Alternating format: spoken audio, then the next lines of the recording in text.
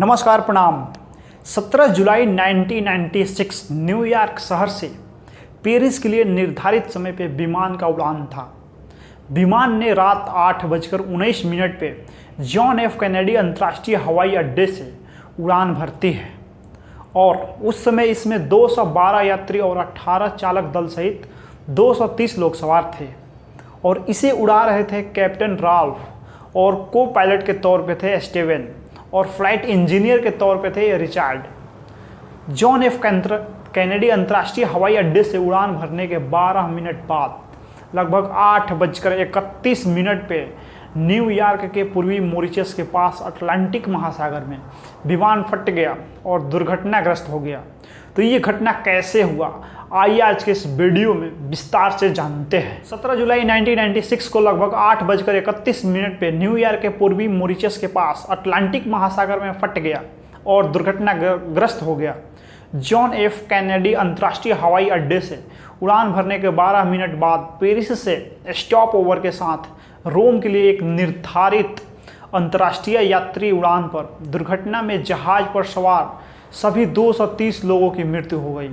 यह अमेरिकी इतिहास की तीसरी सबसे घातक विमान दुर्घटना है।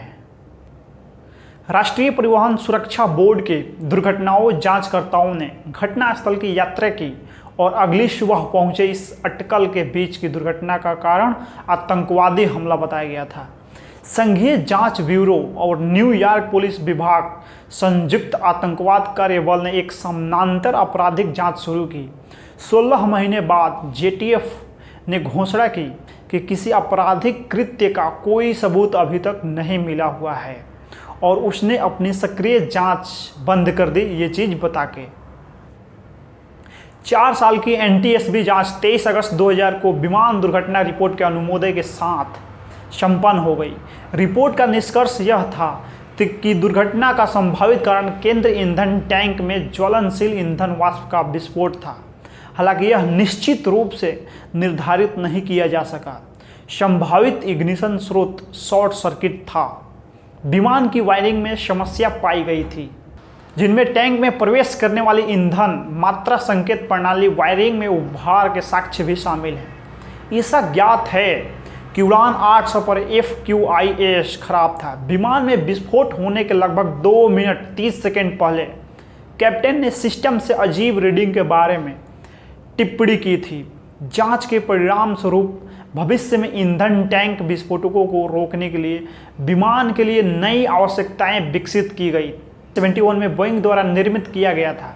इसका ऑर्डर ईस्टर्न एयरलाइंस द्वारा किया गया था, लेकिन ईस्टर्न द्वारा बोइंग 747 के लिए अपने ऑर्डर रद्द करने के बाद विमान को ट्रांस वर्ल्ड एयरलाइंस द्वारा नया खरीदा गया था। विमान ने 93,303 घंटों के संचालन के साथ 16,869 उड़ानें पूरी की थी।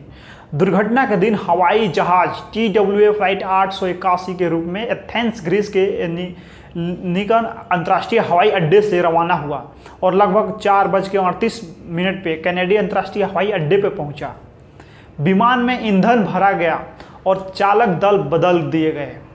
चालक दल का नेतृत्व 58 वर्षीय कैप्टन राल्फ जी ने किया था, जिन्होंने 31 वर्षों तक TWA और 9 वर्षों तक अमेरिकी वायुसेना के लिए उड़ान भरी थी। इसके दौरान NTSB और FBI आपस में भिड़ गए। एजेंसियों के पास विस्तृत प्रोटोकॉल का अभाव था, जिसमें बताया गया था कि जब कोई दुर्घटना थी या कोई आपराधिक कृत्य तब किस एजेंसी को नेतृत्व करना चाहिए, यह शुरू में स्पष्ट नहीं था।